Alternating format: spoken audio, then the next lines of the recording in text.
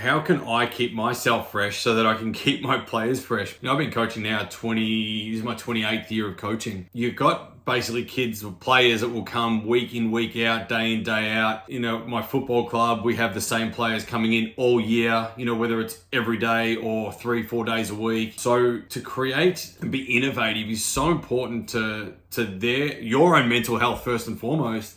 But secondly, if you're not producing energy and creativity within your sessions, then your players start to get bored. It becomes monotonous and it becomes a chore. We've tried so many different things in our environments and things that are pretty obscure, crazy, different, weird, but it kind of creates that fun element. And I think we always forget that sport is fun and sport gets started, no matter if you're making money from it or not, we start sport because we love it. And I think that needs to be at the forefront of our mind as coaches. So, just different games that you can play, different things that you can do to stimulate players. Like, I just went out recently and bought some things behind me. You can probably see them, but just little prompting cards to prompt conversation, to prompt games, to give me topics, because you always need fresh ideas. And, you can go to seminars and workshops that give you a fresh idea and spark your interest for a month, but what continually sparks that energy, innovation, and creativity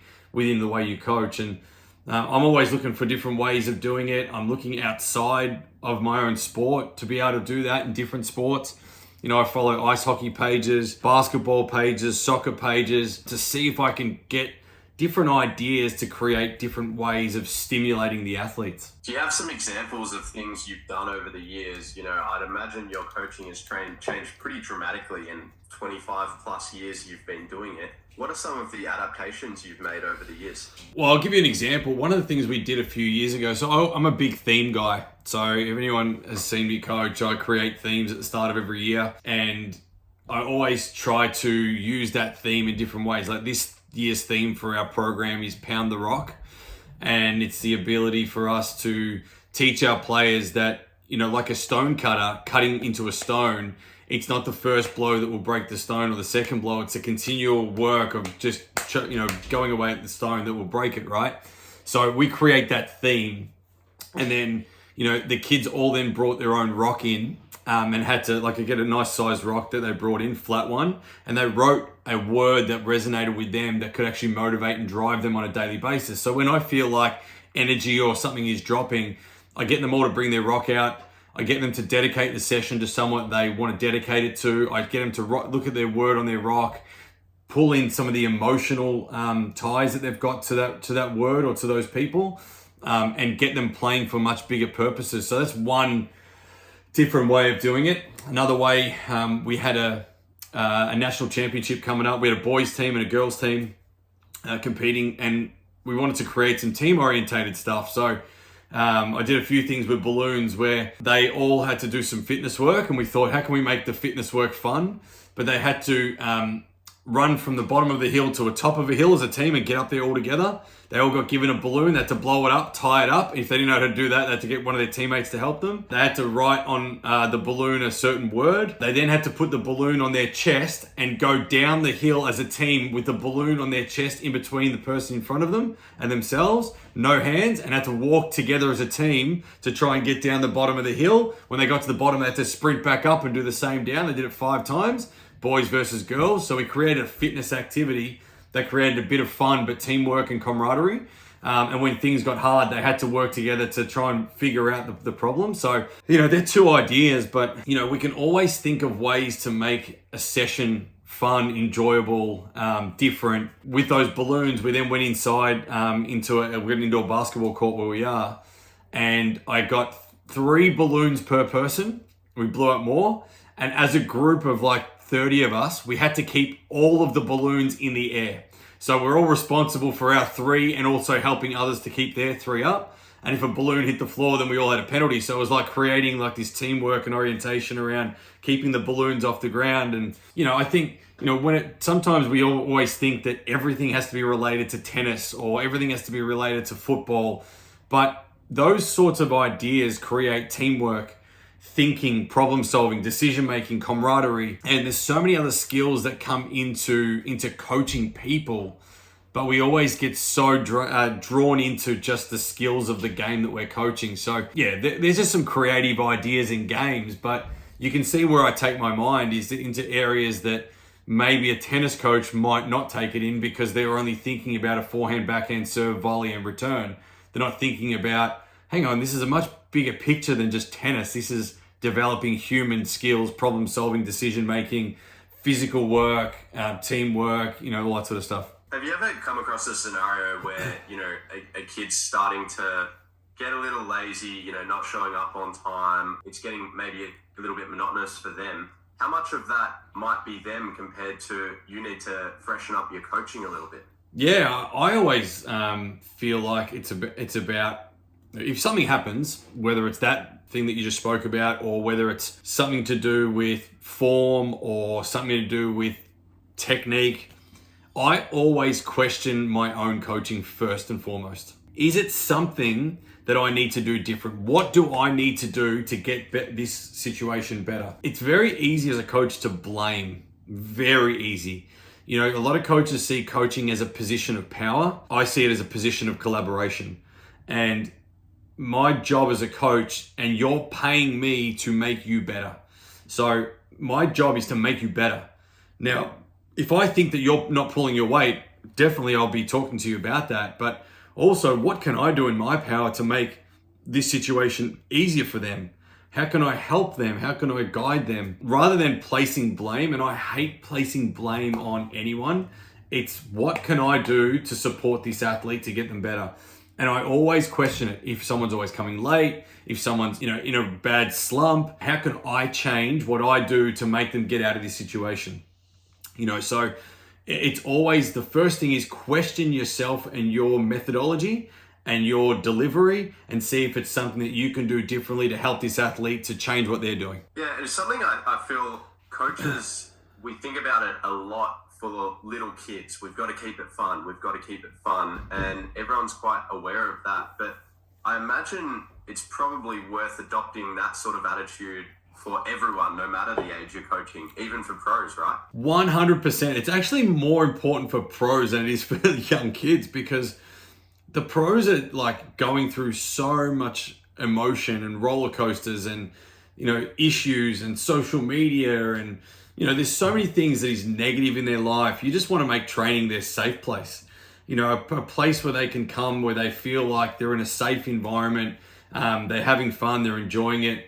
And that's what I've sort of shifted my coaching to. And you asked me what I've shifted in my coaching over the last 25 years. And if there's something I've shifted, it's the place you come to with me is a place where you're going to have fun, enjoy it, and have a place where you're safe, that I'm there to support you. And I think through the retention of players I've always had, I'm hoping that shows through that and the ability for players that hang around and stay long periods of time in our environment is because they enjoy it. And we know the odds of being the world's best athlete in any sport or, being a professional player is very slim, but the lessons we learn around, and we spoke about this in last week's session, is the lessons we learn from what we do are so much more important than the outcomes and destination we arrive at. So for me, I really want to make every session fun. I want to make it enjoyable and I want to make it different.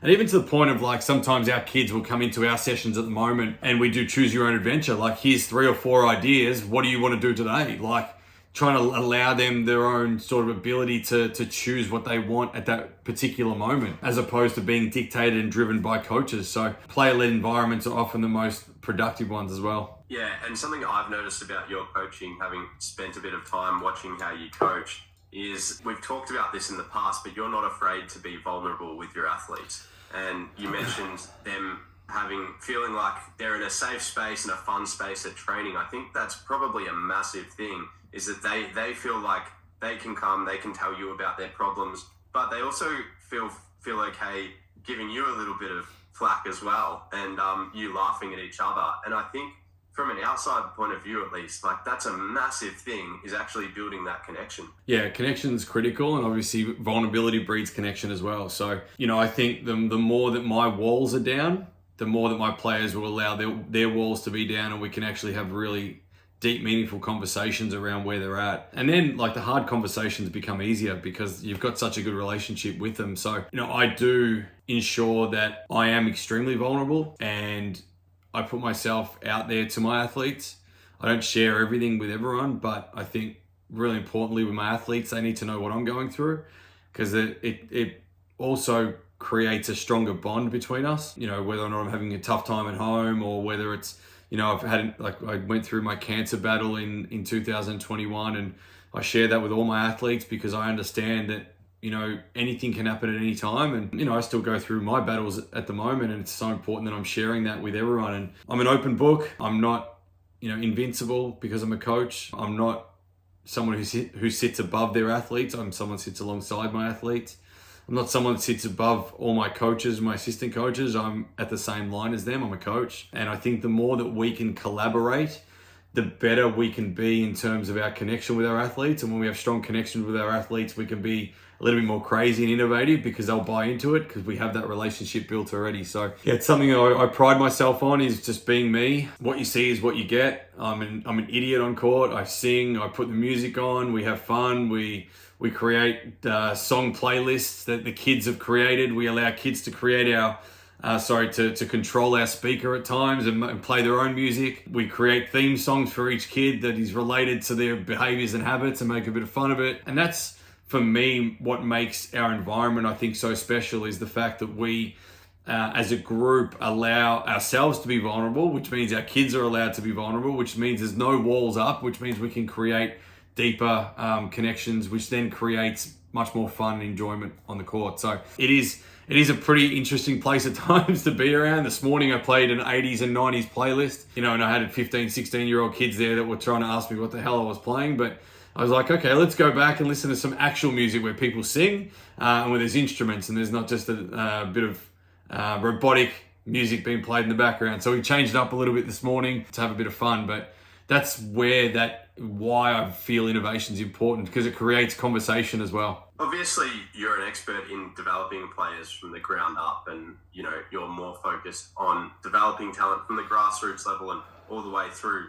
So from your experience, does every kid that ends up sort of going to college or making it pro, do they want to be there from a young age and always turn up on time and want to be there? Or do some kids go through periods of a few months, a few weeks, or even years at a time where it's tough and maybe puberty is hitting them in a certain way and they don't want to be there, and you've got to sort of get them through that? And how do you distinguish that between them actually wanting to give up on tennis? Yeah, you know what I mean? Yeah, it's definitely the second one. Like, people are going to go through ups and downs, and some people come into our environment and the parents are like, my kid's going to be a superstar, so let's make him a superstar. Kid has no idea. Kid's 5, 6, 7 years old and they've got no idea, and the parents are driving that. And some come in and just go, you know what, we're just going to play tennis, see where it takes us. And then all of a sudden it sort of shifts into, wow, like they got some talent, they play really well, and it's different from there. But you've always got to be prepared that players will go through a lot of down periods in their time. I've got so many examples right now of players that are in a patch of really struggling, but that they're one win away from some awesome times, where things change and turn around. But they don't see that. But through my experience lens, I've seen it happen thousands of times before. So, I'm sort of preaching it'll come, just persist and it'll be okay. And they're like, it's never going to happen. Or parents are like, see, they're not as good as the person down the road. Or so you've got to try and manage those emotions. But people go through development at different stages. So I never worry about when someone will go through a good time, because it will come at some point. Before we wrap up today, what are the biggest takeaways you want players or coaches who are listening to this to take?